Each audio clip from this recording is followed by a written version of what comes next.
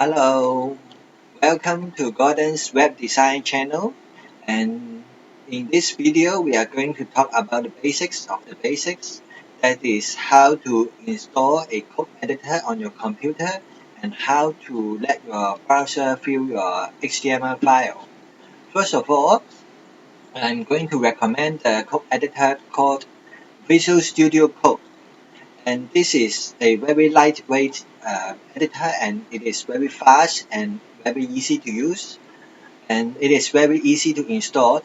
The first step is you go to Google and you search with VS Code, and after searching with VS Code, the first result will be Visual Studio Code official site, so you click into it, and then you can see there is a button for downloading the installer, so you click into it and then you go through the installation process, and after that in the project you can create a new folder and say this one is web 101, and then you enter the web folder and then you right click the mouse and you choose open with code, and this will launch your code editor. You see, this will launch your code editor, and you see here this part is your directory field, and here now there is no file, so we will right click and choose new file, and the first file is index.html. The extension is html, and then we click enter and it will open the index.html for you, and now it is a blank file, so we will begin with the doc type declaration. You see, when I input the first character, it is going to suggest me to use exclamation mark doc type. So it is very easy. I use the tab button and it will use the suggestion for me. And after that, we have the outmost root element, the HTML element, and then in HTML, the two elements, the head element.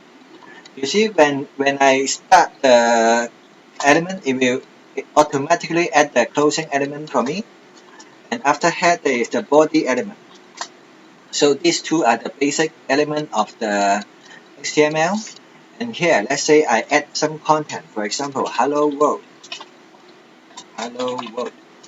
and now you see that this is a round circle here. Do you see it? This means that this file is not saved yet, so we can go to the menu, the file button, and then choose the save here, or we can use the hotkey Control S. So this will save our file. When you see this dot becomes a cross, it means that this file is saved. And now we go to browser, and then we can choose from here, use this mouse to drag this file to the Chrome browser, for example, and then after here you can see that we have successfully load our web page into the browser. So this is the most basic of the how to use our editor and how to fill the file in the browser. Thank you.